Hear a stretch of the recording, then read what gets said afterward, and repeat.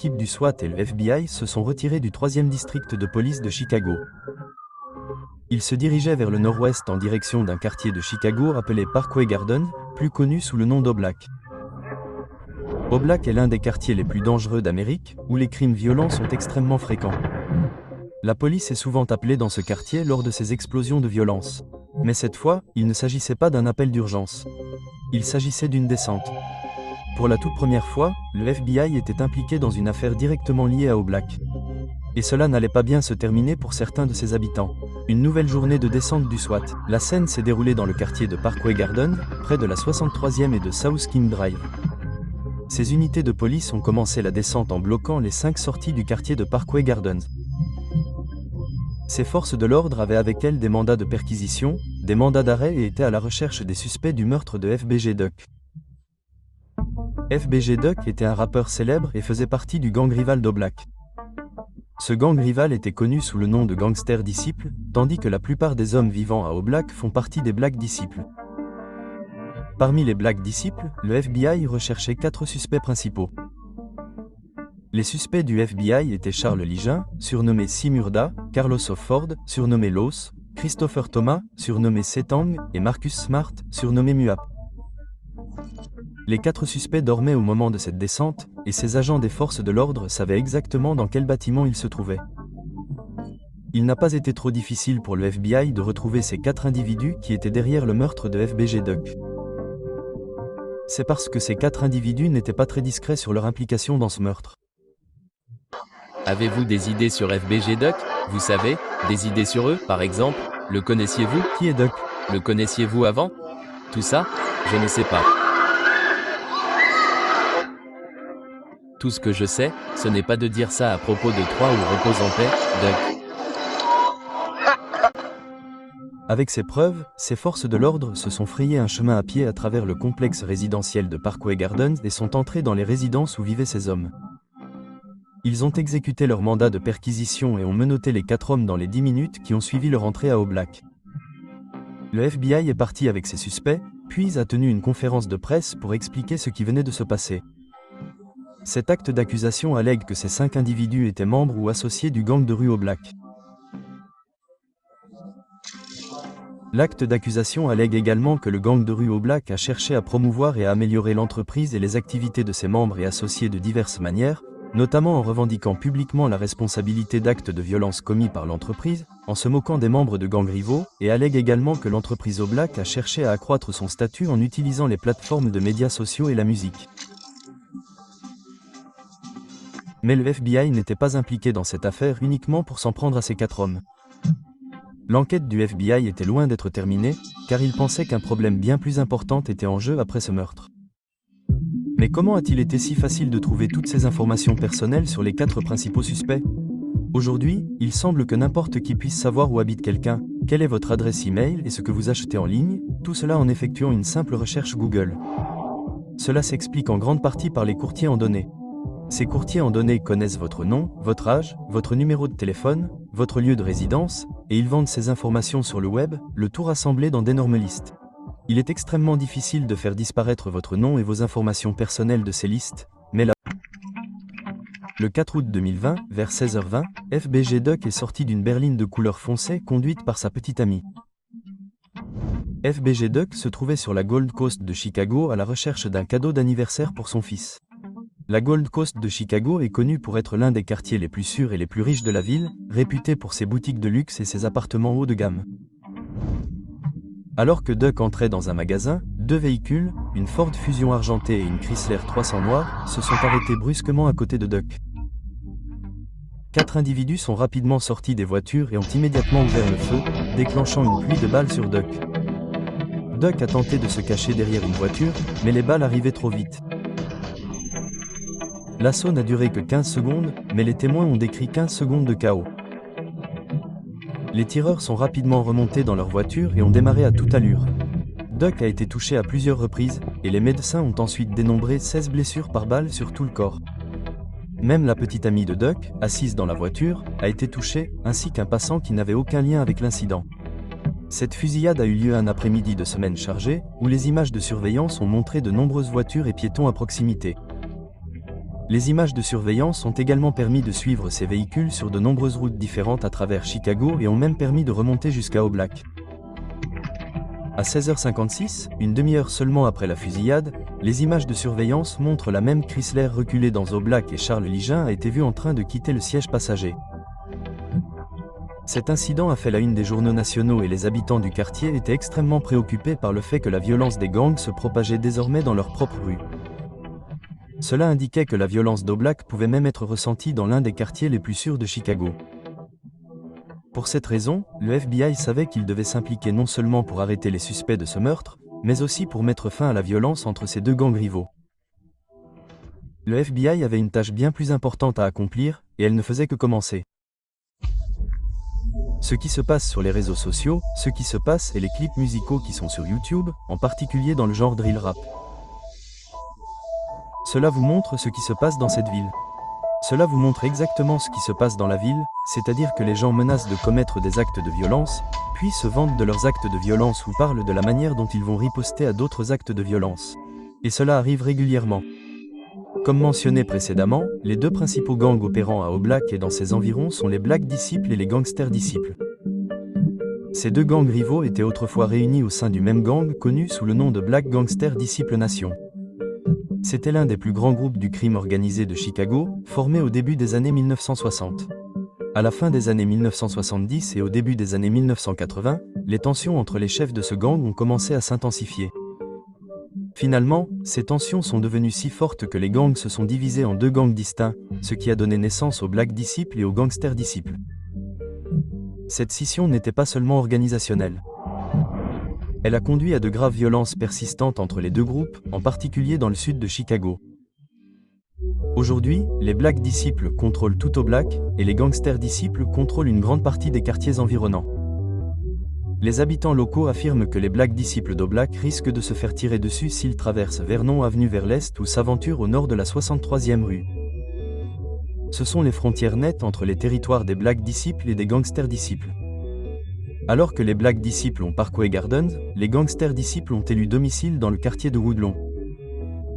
Entre Parkway Gardens et le quartier de Woodlawn, 95% des habitants sont noirs et beaucoup vivent dans la pauvreté.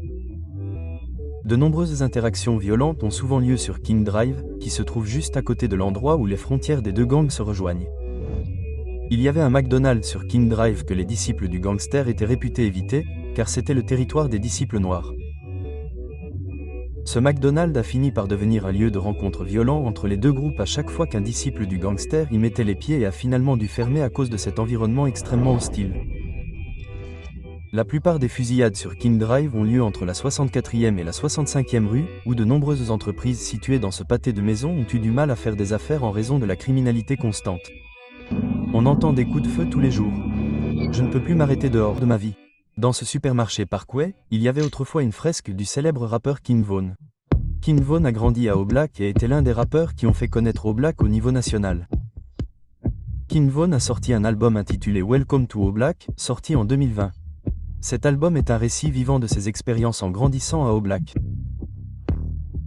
King Von était très impliqué dans la violence des gangs et a fini par perdre la vie devant une boîte de nuit d'Atlanta en 2020. Avant même King Von, un autre rappeur influent a contribué à la célébrité d'Oblak. Le premier artiste majeur à venir d'Oblak était Chief Keef, qui était généralement connu pour avoir donné naissance à la musique drill.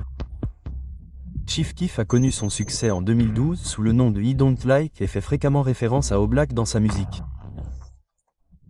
Chief Keef s'est tenu à l'écart d'Oblak depuis qu'il est devenu célèbre, de peur que sa vie ne soit mise en danger par des gangs rivaux s'il revenait. Et puis il y a Lil Durk qui est techniquement originaire d'Anglewood, dans l'Illinois, mais qui est fortement associé à Oblak. En 2021, Lil Durk a déclaré publiquement qu'il voulait acheter Parkway Gardens lorsqu'une rumeur a couru selon laquelle le quartier était à vendre. Lil Durk a tweeté « Je l'achèterai, peu importe le prix ». Mais la personne la plus célèbre à avoir vécu à Oblak est sans doute Michelle Obama. Michelle Obama est née à Parkway Gardens et y a vécu les 2 premières années de sa vie.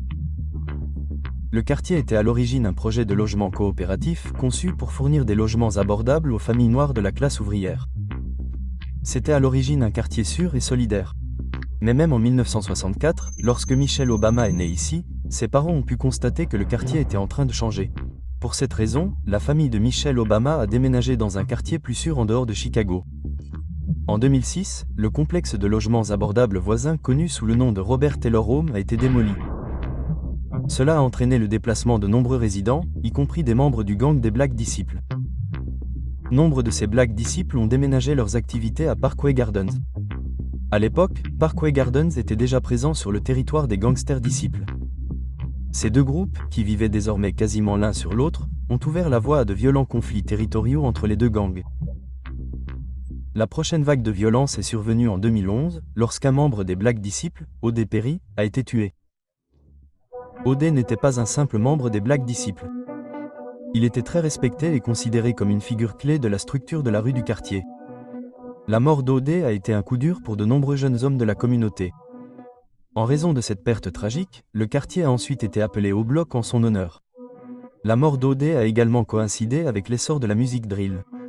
Les artistes musicaux d'O-Block que nous avons mentionnés précédemment, Chief Keef, King Von et Little Durk, ont commencé à faire référence à O.D. et à O-Block dans leurs paroles. Cela a attiré l'attention nationale sur le quartier et même sur les conflits de gangs qui alimentaient leur musique. Alors qu'O-Block devenait célèbre sur Internet, les deux gangs ont semblé intensifier encore plus leur violence. Entre 2011 et 2014, O-Block a connu plus de fusillades que tout autre pâté de maison de Chicago.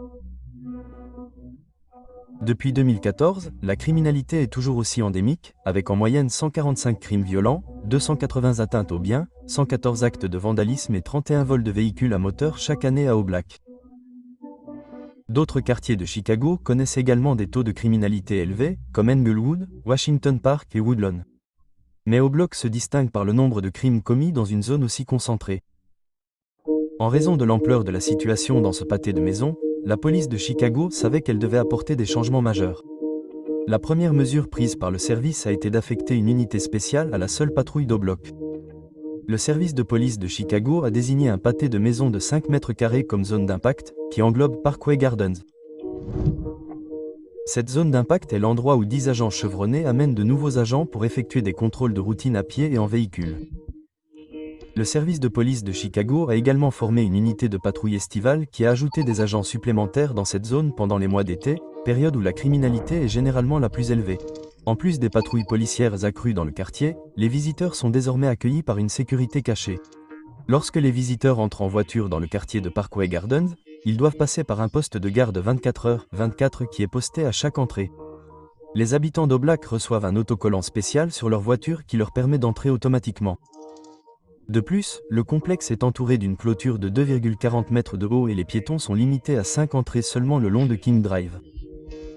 Plus de 100 caméras de sécurité ont également été installées dans tout O-Block. Ces caméras surveillent les entrées des bâtiments, les cours, les parkings et les portails piétons. Ces images sont activement surveillées par le personnel de sécurité spécial d'O-Block et ont aidé les enquêteurs à trouver de nombreux criminels à l'origine de crimes mortels. L'une des principales causes profondes de la criminalité violente dans ce quartier est le fait que de nombreux enfants ne sont pas souvent à l'école. En 2022, 45% des enfants vivant à O-Block étaient classés comme absents chroniques, ce qui signifie qu'ils ont manqué 10% ou plus de jours d'école. Les élèves d'O-Block fréquentent le lycée métropolitain Hirsch, dont le taux de fréquentation moyenne est de 61%, bien inférieur au taux de fréquentation moyen de l'État de l'Illinois, qui est de 89%. Environ 65% seulement des habitants de Parkway Gardens ont obtenu un diplôme d'études secondaires. De nombreux élèves qui vivent ici souhaitent aller à l'école plus souvent, mais disent avoir peur de s'y rendre à pied. Cette marche peut être dangereuse, car de nombreux enfants doivent traverser les territoires de gangs rivaux pour se rendre à l'école. Les enfants sont impliqués dans des gangs dès l'âge de 13 ans ici. Pendant une grande partie du collège et du lycée, ces enfants doivent faire attention où ils marchent chaque fois qu'ils quittent leur quartier. Les enfants grandissant dans cet environnement où ils sont essentiellement destinés à la rue, les membres de la communauté ont cherché des moyens de mettre fin à cette culture violente à O-Block. Récemment, un nouveau terrain en gazon synthétique d'une valeur de 350 000 $ vient d'être installé à l'école élémentaire Delos, qui se trouve juste au nord de Parkway Gardens. Ce terrain a été aménagé dans l'espoir d'offrir aux adolescents et aux enfants un endroit plus sûr pour jouer. De plus, une policière de Chicago, Jennifer Maddox, a fondé un programme pour aider les enfants d'O-Block, appelé Future Ties. Ce programme propose des activités extrascolaires, une aide aux devoirs et des camps d'été pour les enfants de Parkway Gardens. Ce programme a fourni un environnement sûr avec des activités telles que des travaux manuels, des sorties scolaires et des conférenciers invités visant à éloigner les enfants de la rue. Mais le changement récent le plus important concernant Oblak vient peut-être du pasteur de l'église New Beginnings, juste au sud. Le pasteur Corey Brooks a campé sur le toit de conteneurs d'expédition vide en 2021 afin de collecter des fonds pour un nouveau centre communautaire. Il y a 10 ans, le pasteur Brooks a fait la une des journaux internationaux lorsqu'il a passé 3 mois de l'hiver sur le toit d'un motel infesté de criminels en face de son église, collectant près d'1 demi-million de dollars pour démolir ce motel.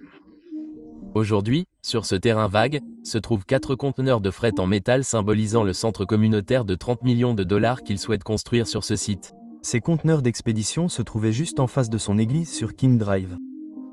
Ce centre communautaire comprendrait des salles de classe, une salle de sport, des restaurants, un terrain de basket et d'autres installations visant à aider les membres de la communauté à mieux s'équiper pour intégrer le marché du travail.